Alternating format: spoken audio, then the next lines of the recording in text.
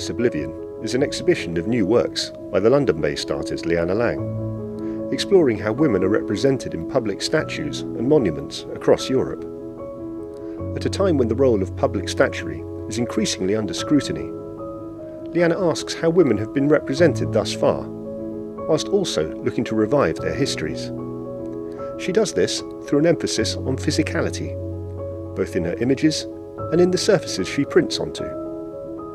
In her images, Liane photographs mannequins, a humbler kind of statue, in contact with monuments, as if reaching beyond their cold formality to establish new physical connections with the past.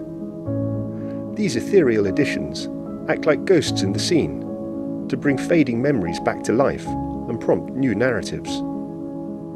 Liane then prints her works onto unexpected surfaces: pieces of cement, shards of marble, tree bark, even bread, as a way of echoing the fragility of the memories these monuments are intended to guard. These works present several monarchs. This image is of Queen Sisi of Hungary, based on a sculpture in the garden of the Art Academy in Budapest. Sisi was a popular queen from the 19th century, given to outdoor pursuits that were often viewed as unladylike at the time. The original sculpture is missing a hand, but in the image Liane completes it with a mould of her own, hinting at how we as viewers must give something of ourselves in order to keep these stories alive. Queen Victoria also appears, with an image of the Victoria Memorial in London printed onto concrete. She emerges from a pile of rubble, looking out defiant, as if from the ruins of the old empire. Empress Josephine also appears, Napoleon's famous favourite, whose children went on to marry into the most important royal houses.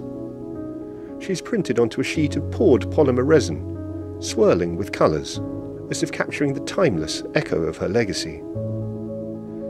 In her research, Liane discovered the extent to which, unless the female subject was a ruler, she would most likely have been a martyr, as if women's role in history was circumscribed principally by tragedy for their incursions into an otherwise male domain. This applies particularly to figures of war.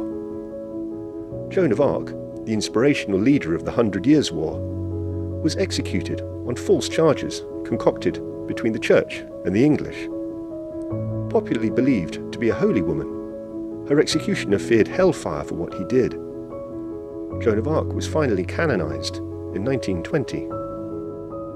Noor Khan is another martyr, a British spy from World War II, who was betrayed before being executed by the Germans.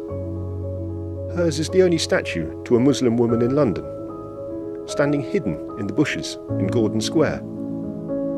Liane has printed her image onto a sheet of birch bark, as if to suggest how fragile these memories are. The same medium is also used for Violet Szabo, also a British spy in the Second World War, captured and executed by the Germans in Ravensbrück concentration camp in 1945. Both she and Khan were posthumously awarded the George Cross for gallantry. This work looks at Laskarina Bouboulina Pinotis, a Greek naval commander and heroine of the Greek War of Independence in 1821.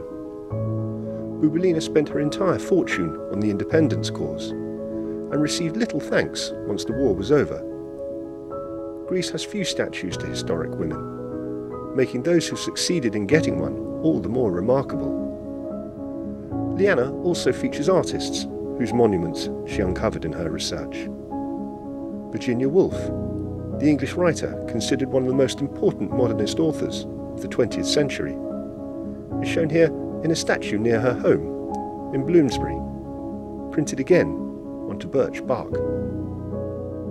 Sarah Bernhardt, a French stage actress who starred in some of the most popular French plays of the late 19th and early 20th centuries, appears in this collage of paste-up posters on plywood, as if hiding among the endless cycles of advertising.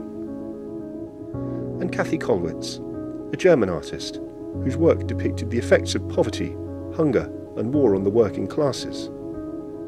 This statue is by her and sits in Prenzlauer Berg in Berlin. Liane has placed a figure at her feet, seemingly almost settled in her lap, reading a book in quiet reverie, suggesting how reimagining these stories puts us back in touch with these remarkable people and brings their tales back to the fore as part of our shared cultural narrative.